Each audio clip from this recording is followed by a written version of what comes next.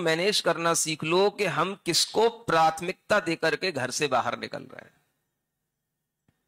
क्या सुना? हाँ, आज ये बात इसलिए कह रहा हूं क्योंकि जो भी लोग शनिवार की चतुर्दशी को घर से बाहर निकल करके कहीं पहुंचते हैं तो एक काम के लिए जाते हैं, उनके 3 काम बनते हैं। अब तुम देखना तुम्हारे कितने काम बनने वाले। सुन रहे हो? तो आपके मन में यह भाव आना चाहिए कि आज शनिवार चतुर्दशी तो है, लेकिन प्रमुख काम हमारा क्या? बस प्रमुख काम हमारे लिए ये मिल जाए, हाँ हमें लाल मंदिर का दर्शन हो गया, प्रभु दर्शन हो गया, गुरु दर्शन हो गया, अब जो बनेगा सो बनता रहेगा। तो आपके जीवन में सब अच्छा बनता रहेगा।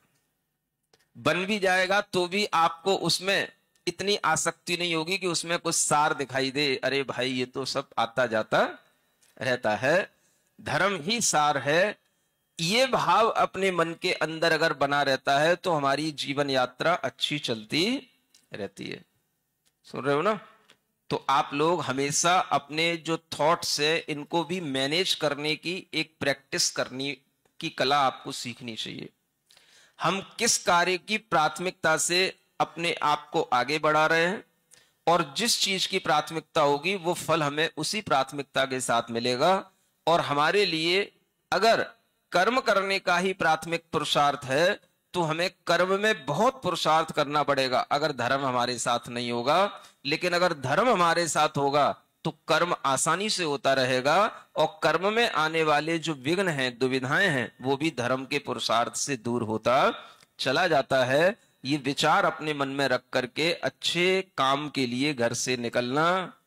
इस बार आ गए सो आ गए, अगली बार जब भी आओ तो क्या सोच के आना। क्या सुन रहे हो?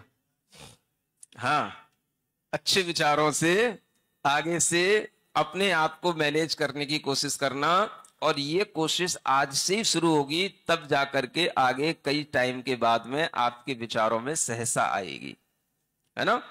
तो हमें ये समझना है कि हमारे विचारों का हमारे जीवन पर बहुत महत्व होता है और हमारे विचारों के अनुसार ही हमें कुछ भी लाभ आदि की प्राप्ति होती है और उस लाभ आदि के बाद भी हमारे विचारों के अनुसार ही उसमें हमें कितना हम उसमें आसक्त हैं, कितना हम उससे विरक्त हैं, इस चीज का भी जो एक पोटेंशियलिटी रहती है वो भी जो है इसी प्रकार के विचारों से ही मैनेज होती है। समझ रहे हो ना? तो आज के लिए हम इतना ही समझते हैं कि आप लोग अपने विचारों को मैनेज करें, प्राथमिकता किसको देनी है ये सीखें और किस प्राथमिकता से हमें क्या लाभ होगा ये सीखें। अगर इस छोटे से प्रवचन से आपने इतना सीख लिया तो आपके जीवन में बड़े बड़े प्रवचन सुनने के लिए भी फिर आपको जरूरत नहीं पड़ेगी, क्योंकि छोटे ही प्रवचन से छोटा सा ही अगर हमारे अंदर ज्ञान आ गया तो वो हमारे जीवन में एक बड़ा अंतर पैदा कर देता है जिसकी हम कभी कल्पना करते हैं और वो चीजें हमारे सामने आ जाती हैं। बोलिए महावीर भगवान की।